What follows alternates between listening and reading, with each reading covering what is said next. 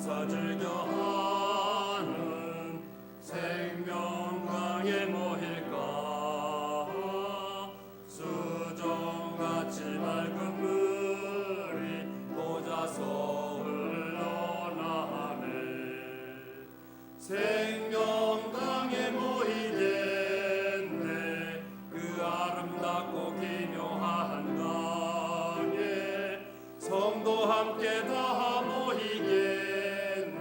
주의 보좌 앞으로 맑은 강물 굽이치니 은빛 안개 날리네. 거기 사는 성도들은 영화과 다함없네. 생명강에 모이겠네. 그 아름답고 기묘한 강에 성도 함께 다 모이겠네. 주의 보좌 앞으로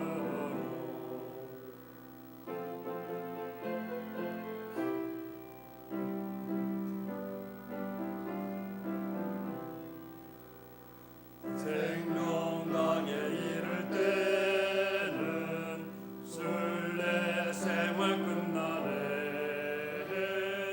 기뻐 뛰는 벅찬 가슴 감격에 넘치밀세. 생명강에 모이겠네. 그 아름답고 기묘한 강에 성도 함께 다 모이겠네. 주의 보좌 앞으로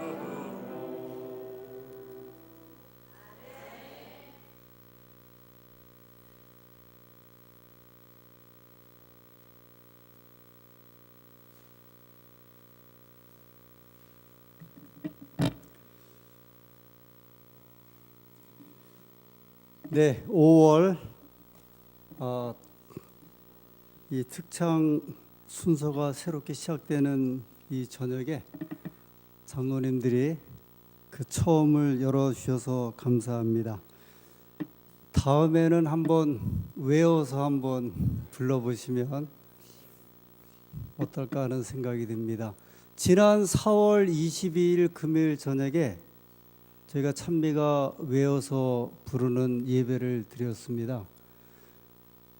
우리 이제 그때 인도하셨던 김진희 집사님이 제가 이제 피를 좀 받은 것 같다고, 그래서 어떻게 이 시작된 이 계기를 좀 계속 이어갈까 생각을 하다가 오늘 아침에 제가 이제 광덕산을 이렇게 돌면서 9월 2일 날, 9월 2일 아마 9월 2일 첫 금요일 되는데요. 도전 30곡 이 찬미가 부르기를 했으면 좋겠다. 근데 30곡인데요. 30곡은 1절만. 그 다음에 도전 10곡이 있는데 10곡은 전곡을 다 부르시는 거예요. 그러니까 둘 중에 하나를 택하면 좋겠다. 근데 10곡인데 그 10곡은 뭐 3절이든 2절이든 4절이든지 간에 좋아하는 찬미를 10곡을 한번 택하시는 거고, 30곡은요 1절만 이렇게 부르는 거예요. 1절만. 어떻게 생각을 하십니까? 기왕에 저희가 이게 이제 원래 의도된 이런 그 성경을 암송하고 찬미가를 암송하는 그런 것은 아니지만 하여튼 이런 계기가 시작되었으니까 저희가 한번 여기에 도전해 보면 그래도 의미 있는 신앙생활을 하겠다는 생각이 좀 들었습니다. 저는 이미 지난 금요일 끝나고요. 지금 3번째 곡 외우고 있거든요. 근데 이게 성경을 암송하는 것보다 훨씬 더 좋은 것 같아요. 빨리 외워지는 것 같고, 그 다음에 노래가 시작이 되어서 제가 개인적으로 할 수 있는데 같이 하시면 제가 더 도움을 받을 것 같아서 일단은 제일 먼저는 제가 그래도 10곡 정도는 그래도 우리가 찬미를 부르는 곡이 있어야 되지 않을까. 그 다음에 이게 10곡을 다 외우는 게 부담되면 그냥 그 매 곡마다 1절씩만 외우셔도 괜찮을 것 같아요.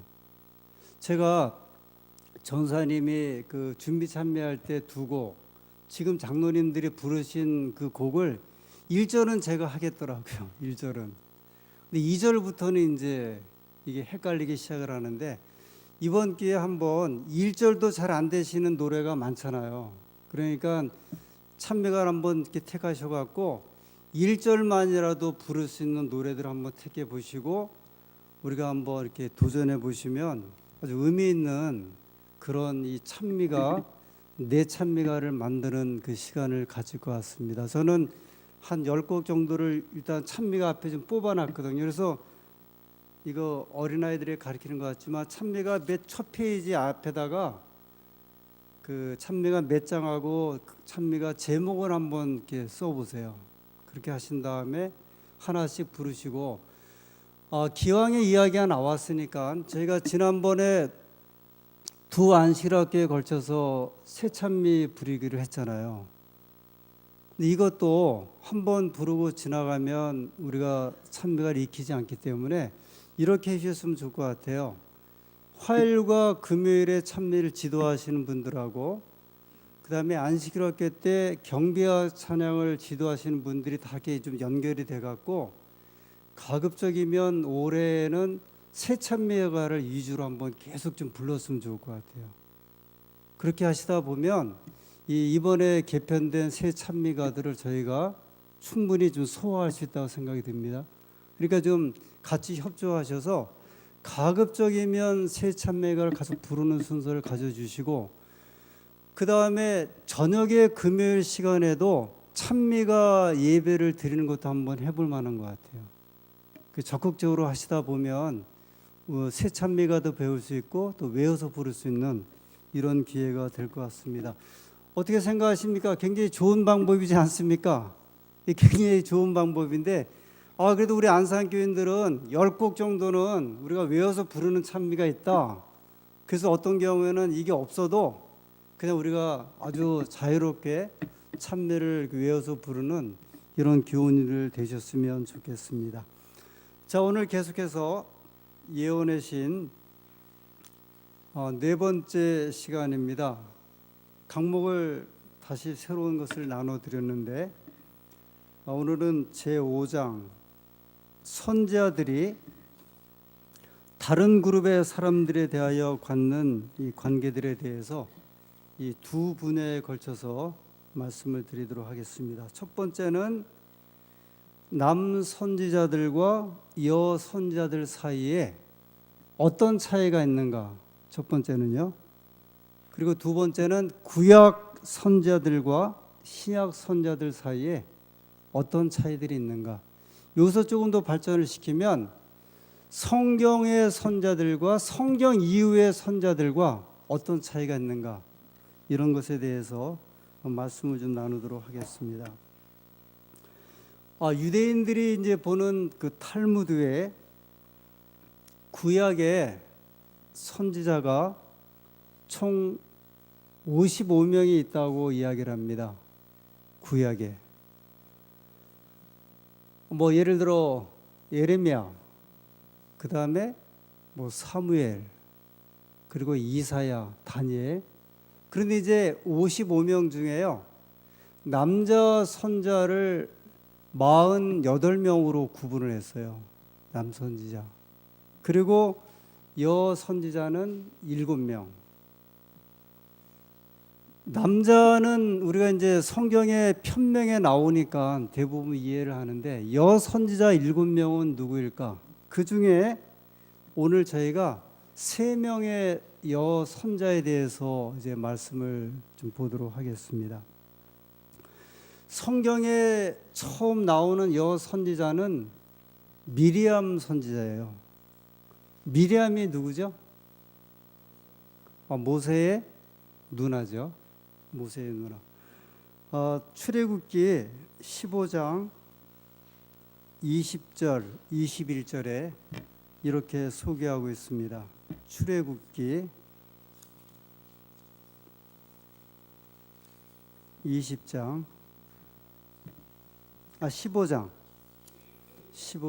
20절 21절.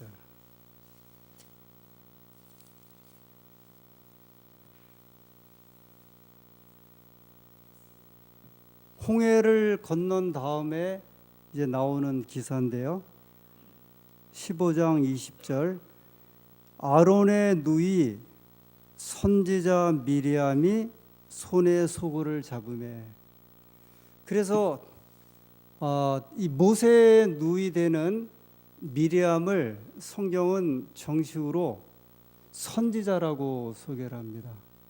그러니까 여 선지자가 되는 거죠.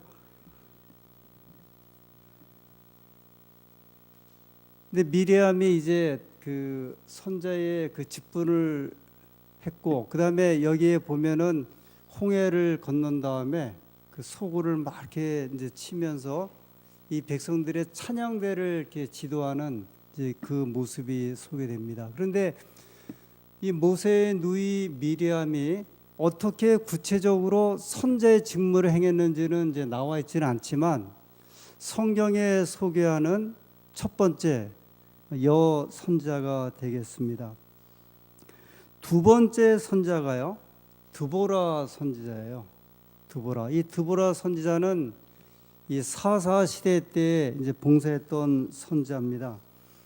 사사 시대는 말 그대로 이제 왕이 통치했던 시대가 아니었고요. 이 사사라고 하는 일종의 그 교사 또는 율법사 이런 분들이 지도했던 시대였습니다.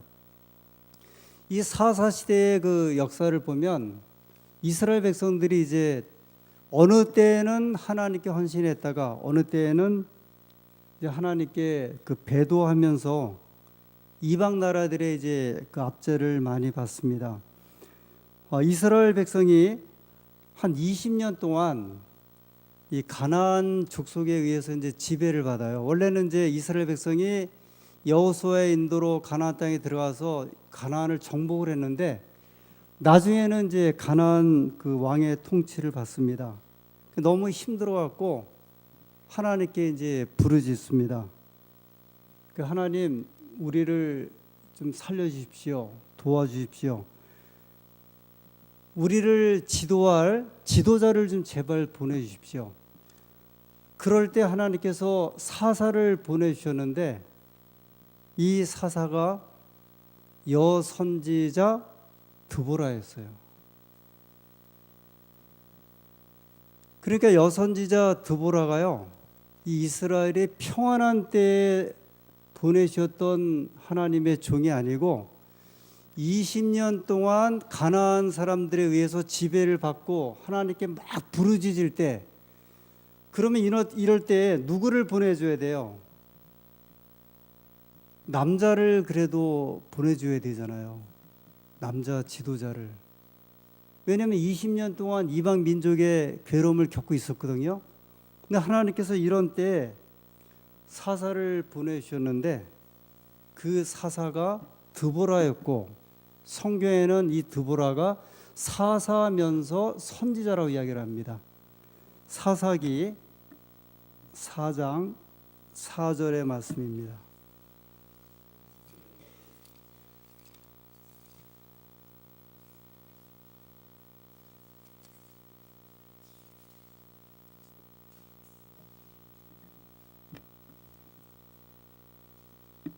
네, 사사기 4장 4절.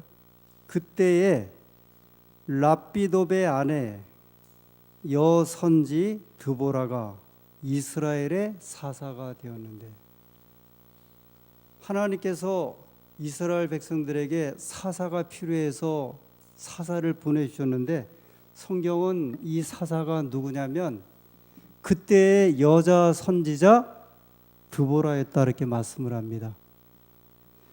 그래서 이제 드보라가 이제 부름을 받았어요. 부름을 받아서 이스라엘 백성들에게 이제 사사 역할, 이제 예를 들어 재판의 역할도 하고 이 나라를 지도하게 되었는데, 누구를 이제 그 정복을 해야 되냐면 가나안족을 정복을 해야 되거든요. 그래서 이 드보라가 바락이라고 하는 아마 이 군인이었던 것 같습니다. 바락이라고 하는 한 사람을 택해 갖고 전쟁터에 나가라 그랬어요. 그랬더니 바락이 뭐라고 이야기를 하냐면 드보라에게 당신이 함께 가지 않으면 내가 나가지 않겠다 그랬어요. 한번 좀 생각해 보세요. 남자가 이제 부름을 전쟁터에 부름을 받았거든요. 그래서 바락이라고 하는 사람에게 이 드보라 여자 선지자가 전쟁터에 군대를 이끌고 나가라 그랬더니 이 바락이라고 하는 이 군대 지도자가 여자인 드보라에게 이 전쟁 싸움에 당신이 나가지 않으면 내가 나가지 않겠다. 8절에 있는 말씀인데요. 8절에 바락이 그에게 이르되 당신이 나와 함께 가면 내가 가려니와 당신이 나와 함께 가지 아니하면 나는 가지 않겠노라. 9절에 가로되 내가 반드시 너와 함께 가리라.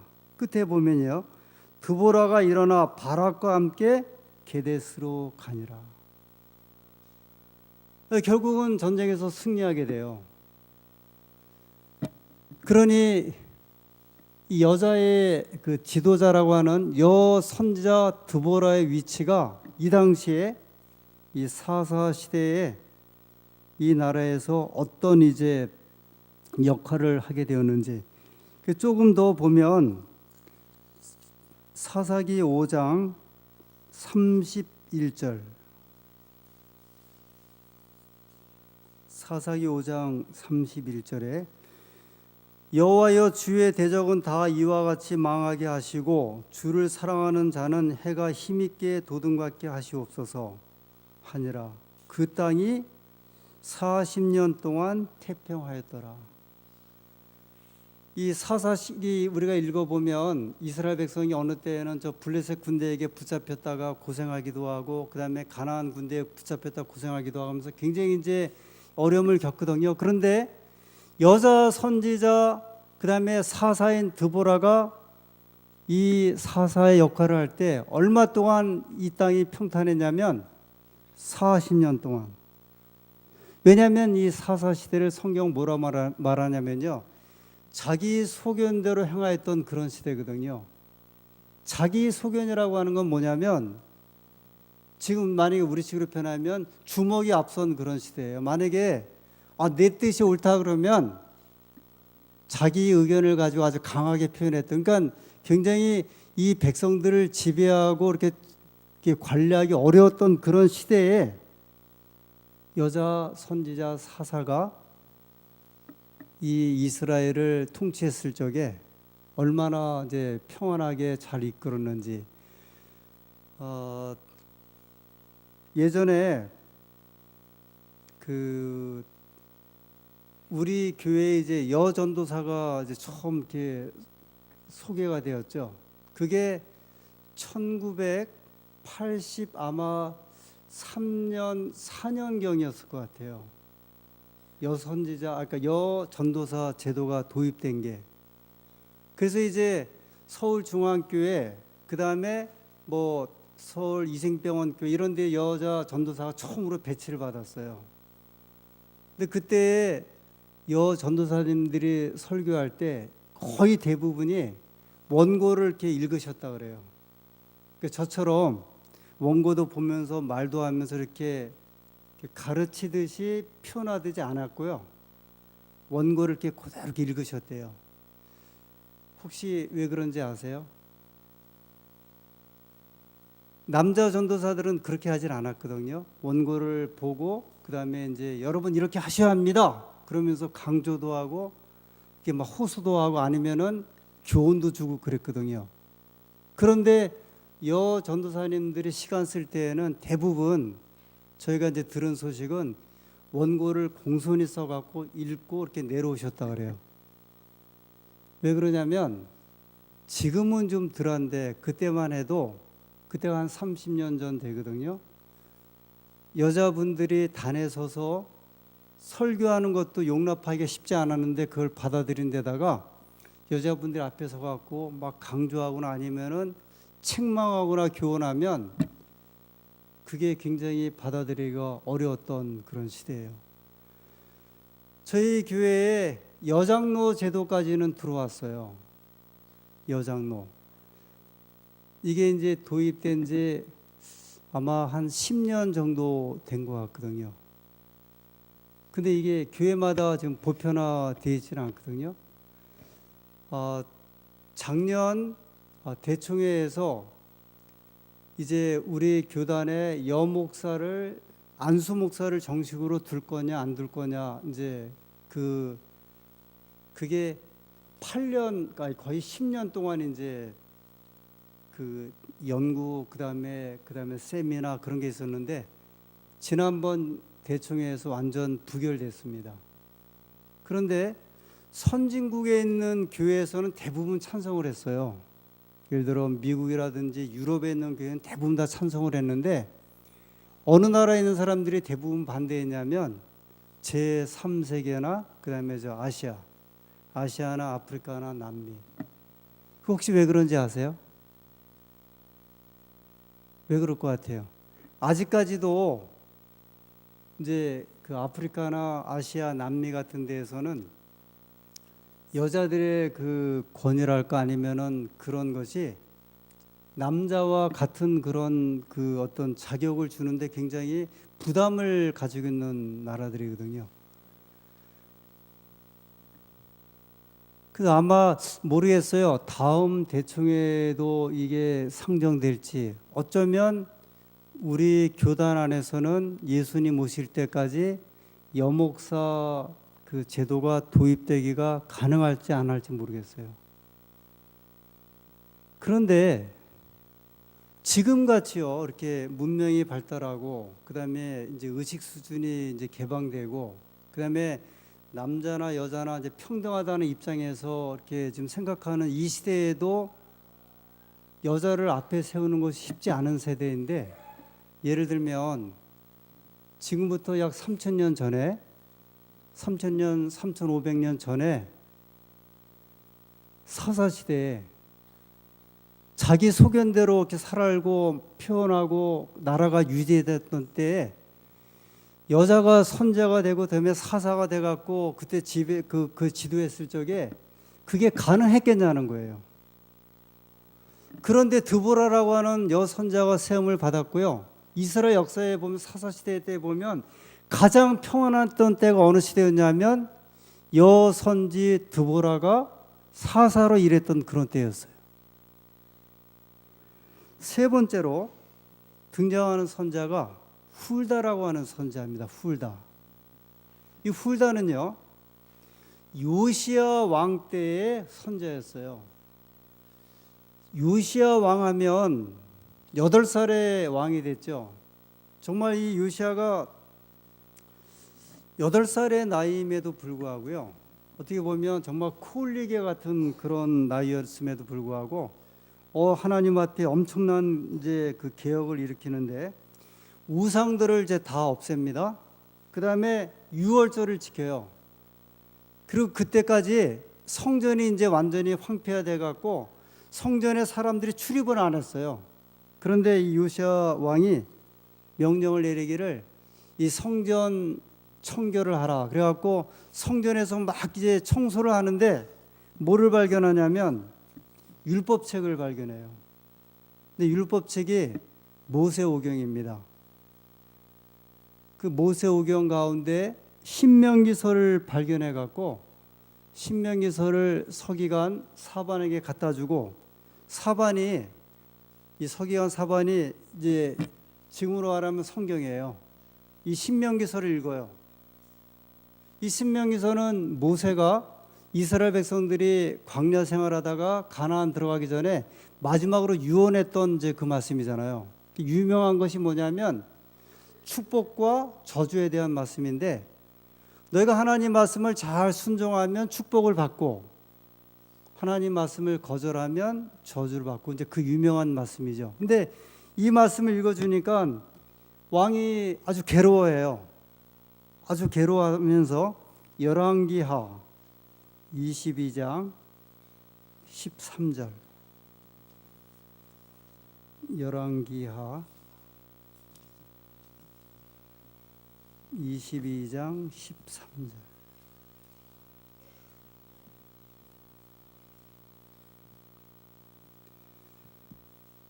너희는 가서 나와 백성과 온 유다를 위하여 이 발견한 책의 말씀에 대하여 여호와께 물으라. 우리 열조가 이 책의 말씀을 듣지 아니하며 이 책에 우리를 위하여 기록된 모든 것을 준행치 아니하였으므로 여호와께서 우리에게 발하신 진노가 크도다. 신명기서를 이렇게 듣고서 지금 왕이 그런 거예요. 아, 우리가 그동안 너무 하나님 말씀을 이제 무시했다. 그래서 도대체 하나님께서 우리에게 뭐라고 말씀하시는지 한번 물어라. 그랬더니요, 14절에 열왕기하 22장 14절.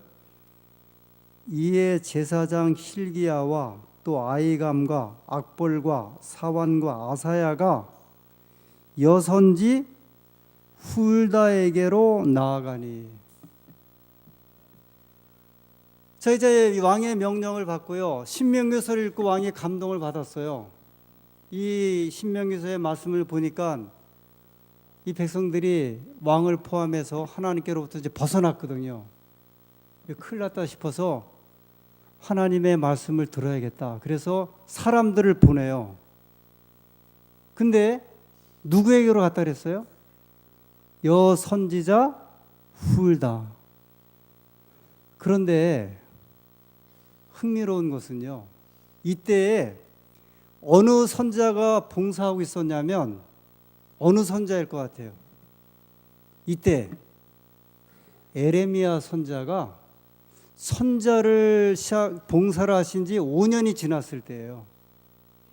그러면 한번 생각해 보세요. 에레미야 선자 그러면 어떻게 보면 선자 중에서 대선자 가운데 한 선자거든요. 에레미야가 엄청난 선지자잖아요. 이때가 이스라엘 백성들이 저 바빌론에 포로 잡혀 가기 전에 이 나라가 풍전 등화 가운데 있을 그때에 하나님이 아주 큰 역할을 맡았던 그 종이었거든요. 선자였는데, 그러면 누구한테 가서 말씀을 들어야 돼요?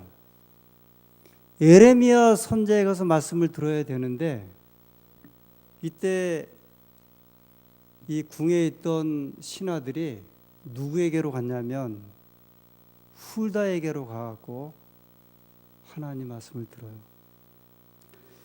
야, 저는 자, 그러면 다시 한번요. 제가 지금 이제 이 그 남선지자와 여선지자 사이 어떤 이제 그 차이가 있는가를 이렇게 좀 찾으면서 미리암, 그다음에 이제 드보라, 훌다를 이제 말씀을 하는데, 예레미야가 살았을, 요시야 왕이 살았을 이 당시에도 여전히 남자들의 권위가 이제 높았을 때였을 것이고, 그 다음에 왕이라고 하는 거의 뭐 여자 왕이 없을 때잖아요. 그 다음에 제사장도 누가 하고요? 남자들이 하고, 대부분의 선자도 누가 하고요? 남자들이 할 그때, 더군다나 예레미야 같은 대선자가 있을 때 요시야 왕이 개혁을 하면서 하나님 말씀을 들어야겠다 그래서 사람을 보내갖고 말씀을 들었던 그 선자가 누구냐면 훌다라고 하는 여선자였어요. 물론 하나님께서 이제 에레미야 선자를 훨씬 더 많이 쓰셨고 에레미야 선자가 그 주의 역할을 감당했지만, 여자 선자라고 해서 이 중요한 때 하나님께서 그 선자들을 제외시키신 것이 아니라 하나님께서 그들을 통하여 백성들을 이끌었던 그런 역사가 성경에 여러 번 이제 등장을 해요. 뭐 7명의 선자 가운데 저희가 3명을 보았는데, 미리암도 홍해 바다 건널 때 아주 중요한 역할을 감당했던 것이 틀림없는 것 같고요. 그 다음에 드보라, 그리고 훌다.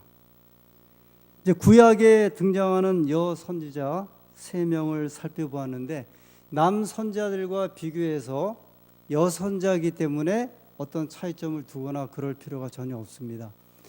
그 사실은 여선자라고 말 쓰는 것 자체도 사실은 이게 오늘날로 표현해서는 안 될 이제 표현이라고 이야기를 볼 수 있어요. 왜냐하면 남선지자, 여선지자 이렇게 구분할 수가 없고 그냥 다 선지자예요. 무슨 말씀인지 아시죠? 요새도 가수 그러면 예를 들어 배우 그러면 배우 그러는데 여자들은 특히 무슨 말을 붙여요? 여배우. 근데 그거 자체가 편견이래요. 왜 남자들은 남배우 그렇게 안 그러고 여자들은 늘 뭐만 말하면 여자를 붙여갖고 여배우. 제가 왜 이런 말씀을 드리냐면 선지자 그러면 남선지자, 여선지자가 아니라 다 선지자예요. 그러니까 드보라, 훌다, 그다음에 두보라, 그다음에 이제 미리암 다 선자거든요. 그래서 남선지자나 여선자 사이에 이 구약에 보면 차이가 없는 것을 이제 우리가 말씀을 통해서 확인하게 됩니다. 신약 시대에 보면 제가 드린 강목에 보면 이제 몇 명의 그 선자가 나오는데 처음에 나오는 선자가 안나. 이 안나 선지자는 예수님의 어머니 마리아가 예수님을 낳고 결례 의식을 하기 위해서 성전을 찾았을 때 이제 성전에서 만났던 그 안나 선자가 누구를 발견하게 돼요? 이 메시아 되는 예수님을 발견했던 그 선지자. 그 다음에 사도행전 21장에 보면 그 빌립의 딸들에 대해서 빌립의 딸이 4명이 있었는데 4명이 이제 선지자였다는 이제 그런 기사가 나옵니다. 그 신약에는 이 사도 시대 또는 제자 시대로 넘어가기 때문에 선자에 대한 그런 역할들이 이 구약에 비해서 많이 등장하진 않아요. 그런데 이제 여전히 신약에도 이 선자들이 계속됨을 이제 볼 수가 있습니다. 그런데 구약과 신약 이제 선자들을 보면서요. 예를 들어서 물론 이제 구약에는 선자들이 훨씬 더 이제 활동을 많이 했고 역할을 감당했고요. 신약에는 이제 사도들이 등장을 하기 때문에 역할이 줄어들긴 하지만 신약의 선자라고 해서 구약의 선자들과 차이를 놓고 볼 때 더 역할을 못하거나 아니면 능력이 없는 그런 선자들은 아닌 것을 이제 알 수가 있습니다. 예를 들어서요.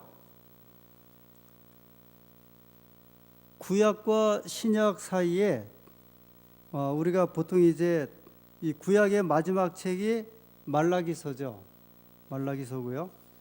그 다음에 신약의 첫 번째 책이 무슨 책이죠? 마태복음이에요.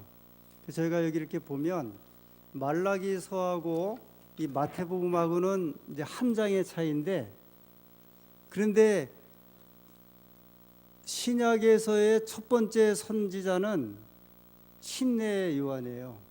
구약에서의 마지막 선자는 말라기고요. 그런데 말라기 선자가 이제 말라기 선자로부터 마치고 나서 신약의 침례 요한이 일어나기까지 이 성경 장으로는 한 장이지만 횟수로는 몇 년의 간격이 있냐면 약 440년의 간격이 있어요. 440년 동안 선지자가 없었던 거예요. 말라기 선자, 마지막 선자 이후로 신약의 침례 요한이 일어나기까지 약 440년의 간격이 있었는데, 그 440년의 간격 때문에 이 구약과 신약 성경에 있어서 문제는 전혀 없다는 이제 그것을 제가 말씀을 드리는 겁니다. 무슨 말씀인지 아시겠죠? 440년 동안 간격이 있었지만 전혀 성경이 어떤 이게 440년 뒤에 침례 요한이 일어났기 때문에 그래서 성경이 어떤 예를 들어서 그 격이라고 할까 아니면은 이 성경의 가치가 떨어진다 그렇게 이야기를 하진 않아요. 저희 이제 그 개신교인들은 특별히 또 이 그 그리스도인들은 구약과 신약의 말씀을 다 인정을 하고 그 다음에 신약 성경도 저희가 인정을 하죠. 근데 유대인들은 어떤 성경만 인정을 하냐면 구약만 인정을 해요. 구약 성경만. 그 다음에 신약은 받아들이지 않습니다. 그래서 유대인들이 볼 때 신약에 나오는 성경의 이야기나 선자들은 유대인들의 입장에서는 받아들일 수 없는 선자들이에요. 제가 이제 왜 이런 말씀을 드리냐면 저희 교회가 이제 선자의 기별을 가지고 있다 이렇게 이야기를 하거든요. 그런데 많은 이제 그 개신교회에서 이렇게 이야기를 해요.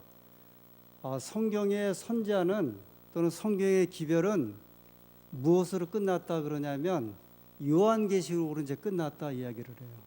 요한계시록으로. 근데 저희는 어떻게 이야기를 하냐면 하나님께서 요한계시록 이후에도 하나님의 기별을 우리에게 주셨다 이렇게 이야기를 합니다. 근데 성경에 이런 사례가 또 있는데 노아 선자로부터 그다음에 일어나는 하나님의 종 또는 선자가 누구냐면 아브라함이에요. 근데 노아로부터 아브라함까지 또 얼마 정도의 시간 간격이냐면 약 473년의 간격이 있어요. 노아는 어떻게 보면 노아 홍수 그 전에 마지막 선자였거든요. 그러니까 노아로부터 그 다음에 선자가 또 등장을 하는데 성경에 봐서는 시간 간격이 없는 것처럼 보이지만 노아 다음에 선자는 아브라함이고 아브라함까지 오는 기간이 얼마 동안의 간격이냐면 473년. 구약의 마지막 선자는 말라기 선지자. 신약의 첫 번째 선자는 침례 요한. 근데 그 사이에 간격이 얼마나 했어요? 440년의 간격이 있어요. 그래서 노아로부터 그 다음 선자 아브라함이 일어나기까지 473년의 간격이 있지만 성경을 이해하는데 아무 문제가 없고요. 그 다음에 말라기로부터 침례 요한까지 구약과 신약의 선자가 새로 일어나기까지 440년의 간격이 있지만 성경을 이해하는데 아무 문제가 없는 것처럼 요한계시록 이후로 하나님의 또 다른 만약에 선자나 기별자가 나타난다 했을 때 그 시간 간격 때문에 무슨 문제가 있냐는 거예요. 예를 들면 이런 이야기입니다. 여전히 지금도 하나님의 백성들은 이 땅에 살고 있죠. 그죠? 예수님께서 예를 들면 이제 마지막 책이 요한계시록이 그때부터 지금까지 약 2000년이 지났는데 2000년이 지나는 동안에 하나님의 백성들은 매 시대마다 있었어요. 그런데 그 이야기는 뭐와 똑같은 이야기냐면 매 시대마다 하나님의 백성들이 있었다는 이야기는 매 시대마다 우리가 몰라서 그렇지 하나님의 종이나 선자들은 있었다는 거예요. 그래서 이 얼브라이트라고 하는 유명한 성서 고고학자는 그분이 그렇게 책을 썼는데 요한계시록 이후로 지금 우리가 사는 시대까지 자기가 역사적으로 수많은 하나님의 종들을 이렇게 조사해 보니까 5명의 위대한 선자가 이곳에 있었다. 그 중에 한 사람이 마틴 루터고 그 중에 한 사람이 엘렌 G 화이트라고 그런 이야기를 한 거예요. 그게 어디에서 나온 근거냐면 제가 말씀드린 대로 하나님의 기별이 예를 들어 하나님 백성은 예를 들어 지금 예수님께서 하늘 승천하시고 요한계시록 이후로 2000년의 기간이 흘러가고 있거든요.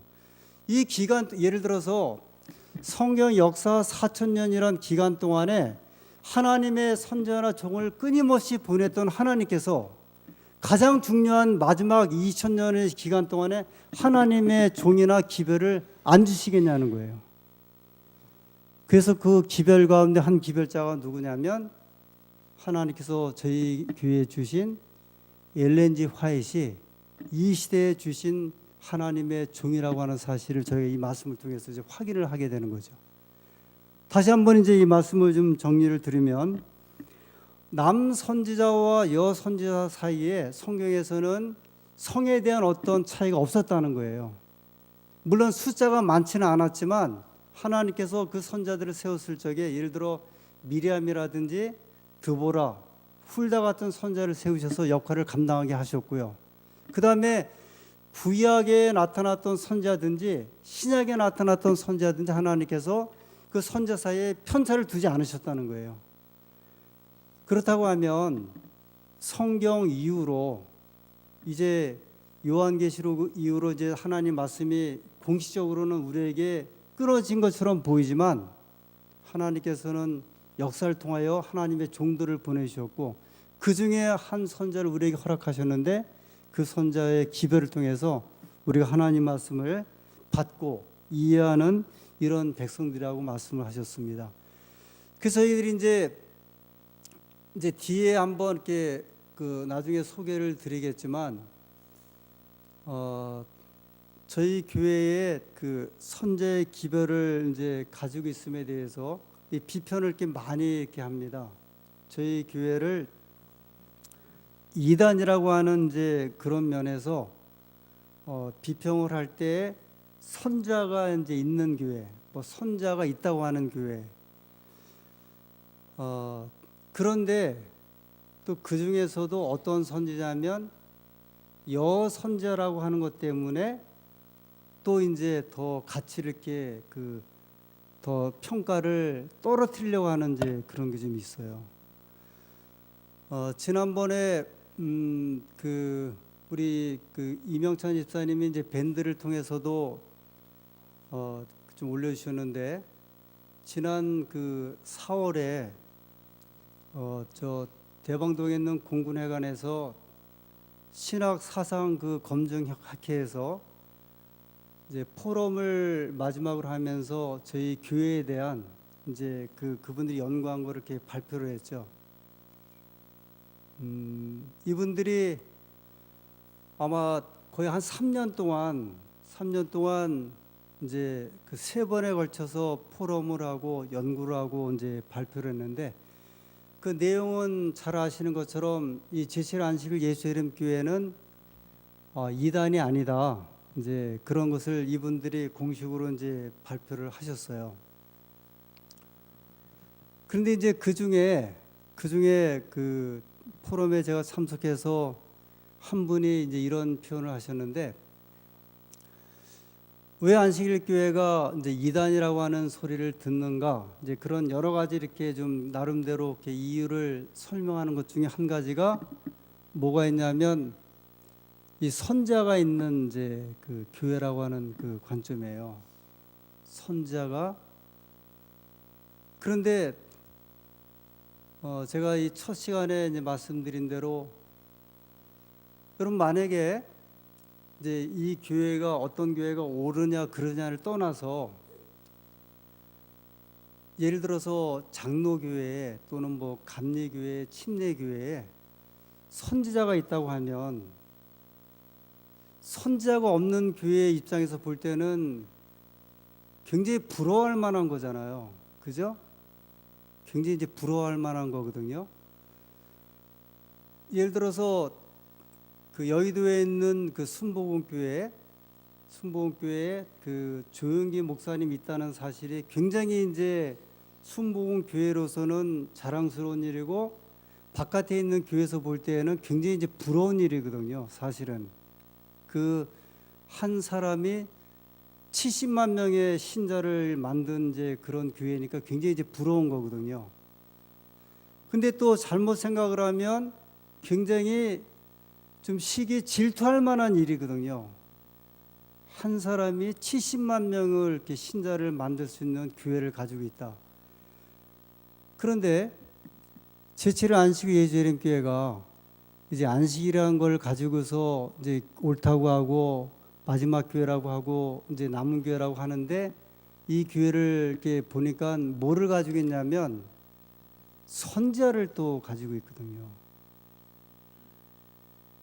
우리는 주일을 지키는데 저 교회는 안식일을 지키고 안식일이 막 옳다고 하고 이걸 지켜야 한다고 또 강조를 하는데 또 안을 이렇게 들어가다 보니까 우리 교회는 없는 뭐를 또 또 가지고 있냐면 선자를 또 가지고 있거든요. 그게 한편으로 보면 굉장한 그 부러움이에요. 사실은요. 이게 엄청난 부러움이거든요. 근데 한편으로 보면은 굉장히 시기하고 질투하거나 아니면 멸시할 만한 그런 조건이 또 되는 거죠. 그 대방동에서 그 집회가 있고 난 다음에 이제 개신교회에서 나름대로 이제 수고하셔갖고 일반 그 개신교인들이 보는 신문이라든지 방송에다가 그걸 이제 보냈어요. 그래서 이제 안산에 있는 한 개신교회 목사님이 그걸 보고서 연합회 연결을 전화를 해갖고 연합회 이제 그 홍보 담당 목사님을 만났고 연합회에서 저한테 각 시대 대쟁투를 보내주셔갖고 이 목사님이 이제 지난주에 저희 교회 와서 이렇게 만났습니다. 안산에서 계시는 목사님인데 그 제가 좀 여쭤봤어요. 야, 이 목사님이 이 개신교회 목사님이 이렇게 안식일교회 찾아오시는 것도 굉장히 어려운 일이고 더군다나 그 본부까지 가셔갖고 우리 교회 목사님들을 만나는 것도 굉장히 어려운 일인데 어떻게 이렇게 하셨습니까? 그랬더니 이 목사님이 가지고 있는 나름대로 관이 하나 있더라고요. 그 관이 뭐냐면 자기가 우리 교회를 많이 연구를 했대요. 근데 그 중에 하나가 이제 안식일에 대한 것이고 또 하나가 구원론이고 또 하나가 뭐냐면 엘렌 G 화이트 선제라는 거예요. 근데 자기 나름대로 엘렌 G 화이트에 대해서 그분이 이렇게 관심 가지고 연구해 볼 때 이 엘렌 G 화이트 선자가 가지고 있는 기별 또는 그분의 기별을 통해서 우리가 전하고 있는 건강 기별 이런 것들이 자기는 굉장히 합리적으로 생각을 했다는 거예요. 그래서 이제 그 대방동에서 자기네 그 개신교에 속해 있는 목회자나 신학자들이 저희 교회를 연구하고 발표하고 그래서 이 교회가 기독교 정통이라는 것을 소개할 때 자기가 동의를 했고 그 다음에 그때 그 대방동에서 이제 그 이야기를 한 거예요. 이 안식일 교회가 우리 주일교회와 다른 이제 안식일이라고 하는 그날에 예배를 드리고 또 하나 다른 것이 뭐냐면 일반 개신교회에는 없는 예언의 신이라고 하는 선자의 기별을 가지고 있는 이것이 장점이기도 하지만 단점이라고 이제 그러면서 이단이라고 하는 이야기를 듣는 조건이 될 수도 있지만 그분들의 이야기는 그거예요. 이 제7일 안식일 각 교회마다 본질적인 게 있고 그 다음에 그 교회 가지고 있는 특징적인 것들이 하나씩은 있다. 근데 그 중에 하나가 뭐냐면 제7일 안식일 예수님 교회는 예언의 신이라고 하는 독특한 기별을 가지고 성경을 이해하는 데 도움을 받는다. 근데 그것이 이제 개신교에서 볼 때는 이단의 소지가 되기도 하지만 그러나 또 한편으로 보면 이 교인들을 성경을 잘 이해할 수 있고 이 교회를 이끌 수 있는 선자의 기별이 될 수도 있다. 자기들이 인정은 하진 않지만요. 이것을 그 안식일 교회인들이 생각하는 것처럼 이 선자의 기별 또는 그런 걸 인정하지는 않지만 그러나 이 교회를 이끌 수 있는 좋은 기별로 우리가 볼 수 있다. 이런 점에서 이제 그분들은 이렇게 평가를 좀 하시더라고요. 그래서 저희가 이제 이 저녁마다 이 예언의 신에 우리가 가지고 있는 이제 예언의 신에 대한 기별을 공부하면서 우리가 가지고 있는 예언의 신의 기별이 저희가 지금 계속 이렇게 좀 하나씩 찾아 들어가는 것이 성서적으로 볼 때 아까 제가 여선자라는 표현을 했지만 이 여선자라고 하는 그것이 굉장히 또 그 하대하고 가치 평가를 이렇게 절하시키는 그런 어떤 또 생각을 할 수도 있어요. 그러나 성서적으로 볼 때 하나님의 여선지자들이 이제 이 땅에 있었을 적에 그들의 봉사 역할을 보면 어느 선지자 못지않은 그런 선지자의 그 역할을 하고 기별을 이렇게 전하는 사실을 확인해 볼 수 있는 거죠. 이것이 이제 제가 이 이야기만 하고 좀 마치겠습니다. 화이트 부인이 이제 그 기별을 받았을 적에 하나님께로부터 선자의 그 계시를 받고 기별을 받았을 적에 그게 지금부터 한 160년 전이거든요. 160년 전에도 여자가 교회에서 설교한다는 것은 전혀 상상할 수 없었던 시대였어요. 마치 예수님 당시 예수님이 막 복음 전할 때 예수님의 어머니 마리와 형제들이 와갖고서 막 창피하니까 그만 기별 전하라고 온 적이 있었잖아요. 그런 것처럼 화이 선자가 화이 분이 기별 전할 때 그 화이 분의 가족들이 막 와갖고요. 화이 분에게 집안 망신이니까 빨리 그만 좀 단에서 설교하지 말고 기별 받지 말라고 그럴 때였어요. 그 당시 전혀 여자가 단에서 기별을 전한다고 하는 사실은 전혀 상상할 수 없는 시대에 하나님께서 누구에게 기별을 주셨냐면 엘렌 G 화이트라고 하는 18살 난 그 처녀에게 기별을 주신 거예요.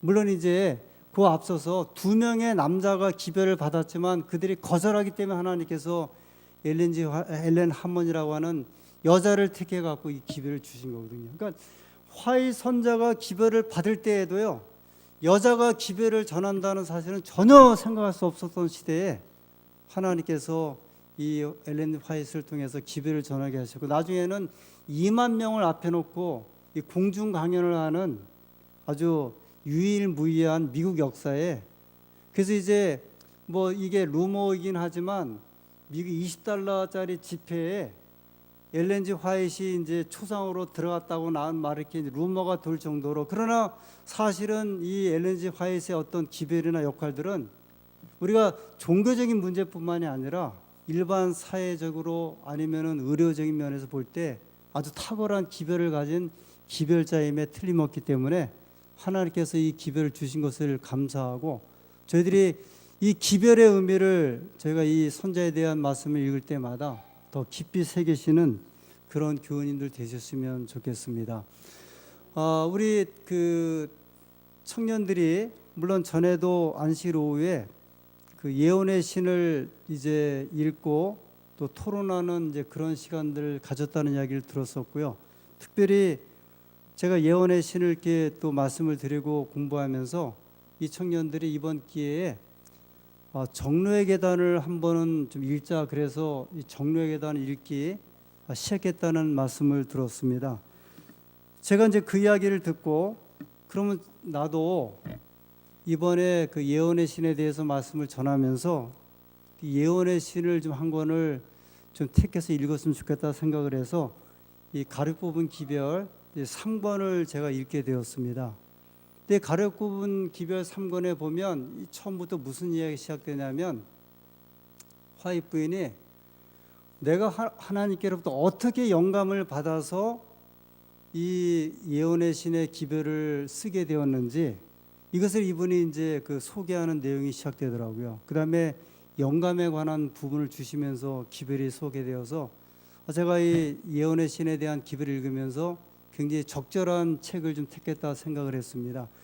아무쪼록 우리 교우님들도 물론 이제 보실 책도 많고 바쁘신데, 제가 부탁의 말씀을 드리는 것은 이번 기회에 어떤 책 한 가지를 한번 예언의 신과 관련되어서 책을 하나 읽으시고, 이 책이 뭐 개인의 건강이나 아니면 가정이나 아니면 사업이나 신앙에 꼭 한번 요긴한, 그래서 의료계통에 종사하시는 분들은 뭐 또 다른 제안이지만 화이트분이 쓰신 의료와 관련된 그런 기별 한번 좀 보시는 것도 좋을 것 같고요. 교육 사업 쪽에 일을 하시는 분들은 교육과 관련된 그런 책을 한번 택해 보셔서 읽어보시면 도움이 될 것 같고, 자녀를 키우시는 분들은 이 세자녀 지도법이나 아니면은 이 그 자녀와 관련된 이런 내용들을 한번 보시면 좋을 것 같고, 그리고 신앙적인 면에 있어서 이 확신을 갖기를 소원하시는 분들은 제가 지난 월요일에 왔던 그 개신교 목사님에게 이분이 이제 대쟁투 10권을 받으셨는데, 제가 이제 그 목사님이기 때문에 제일 먼저 권해드린 책은 각 시대의 대쟁투였어요. 그래서 이 대쟁투를 한번 읽어보시고 그 다음에 저하고 다시 한번 만나서 뭐 토론을 한번 했으면 좋겠다 제안을 드렸는데, 이제 그런 어떤 이제 역사적인 확신들, 이런 어떤 계기들을 우리 교우님들이 함께 가셔서 이 예언의 신이 주는, 우리에게 주는 아주 놀라운 그 기별, 은혜, 그 다음에 우리의 신앙을 더 깊이 할 수 있는 하나님의 영적인 그 기별임을 꼭 기억하시고 이 말씀을 통해서 피차 은혜를 나누시게 되기를 간절히 소원합니다. 말씀을 마치겠습니다.